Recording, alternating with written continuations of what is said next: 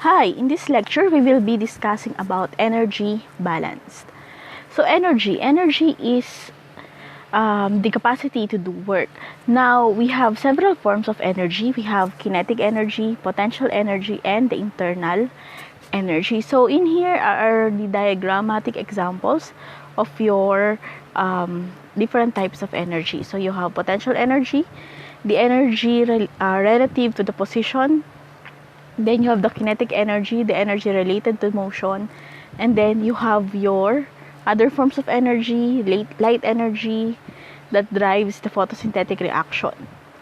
Now, so energy in systems, they are transferred as heat or work. So heat is a transfer of energy due to the difference in temperature. And when it comes to work, there are two kinds of work in a bioreactor system. So you have the shaft work, which is the work done by a moving part within the system, or the flow work, the energy required to push matter into the system. So the flow work is similar to your the moving piston. So it's related. The flow work is equal to the pressure time, the external pressure times the volume, the change in the volume. So in here is the diagram of your energy transfer. So this is the heat energy. So transfer of the energy through the movement of the molecules basically, and then you have the shaft work. So for a bioreactor, we have a general energy balance in a similar manner that we have mass balance. Now the general energy balance is simply energy in minus energy out is equal to the energy accumulated in the system. So the energy coming in or going out are any of these two types. So you have your the internal energy, you have the kinetic energy, you have the potential, and you have your flow work. The same goes for those coming out. And then we also have Q.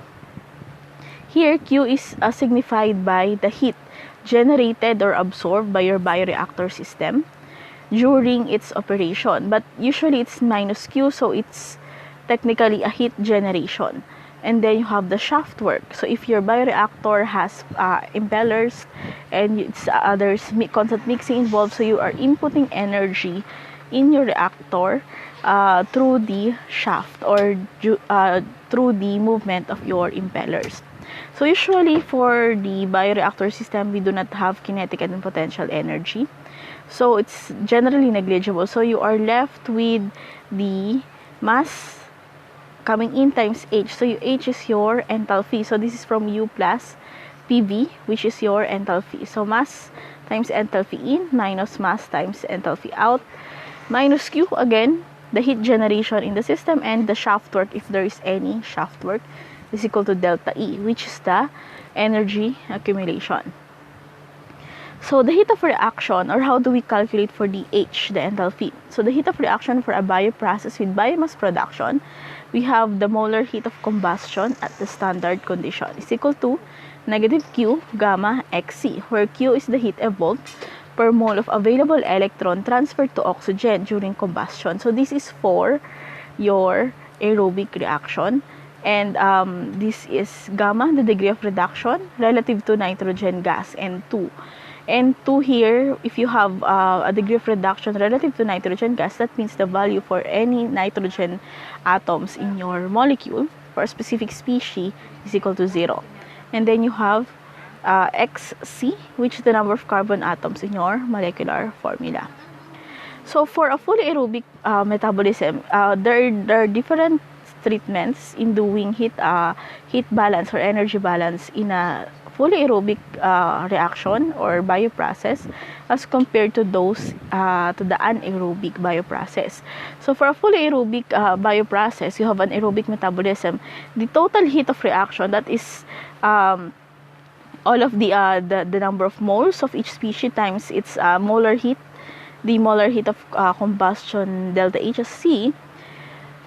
That one is no longer counted for, but instead you are just going to count the number of moles that your reaction is consuming, and that is approximately equal to negative 460 kilojoules per mole.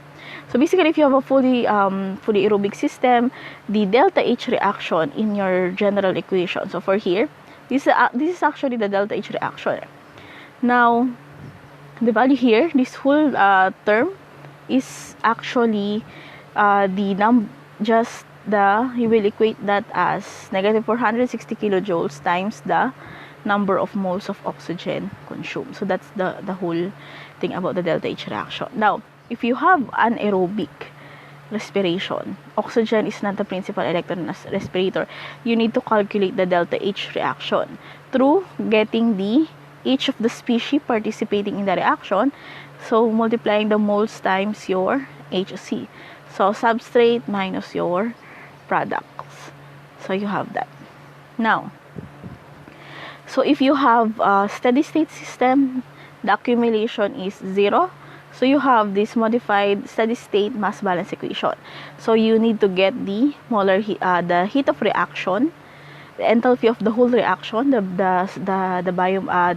biomass system, or for example substrate, our general reaction or biochemical reactions in your bioprocess. And then this term relates to the heat of evaporated water. So basically, during fermentation, there is some evaporative cooling happening there. So this one accounts for evaporative cooling, where mv is the mass of your water vapor, and your delta HV is of course the heat of vaporization of water. And then again, this is the Q. This is the metabolic heat.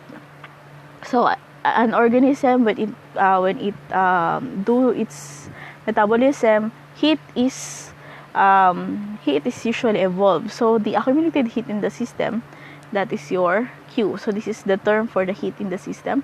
And if you have impellers in your bioreactors, that's the shaft work. So for a steady state system, this is equal to 0. So we have here sample problems. I will be posting the solution for the two sample problems on your Blackboard.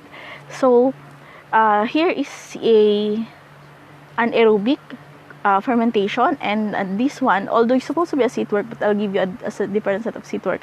But this one is for aerobic. So I want you to see how we treat the aerobic system versus the anaerobic system. So that's it. So see you for the next topic.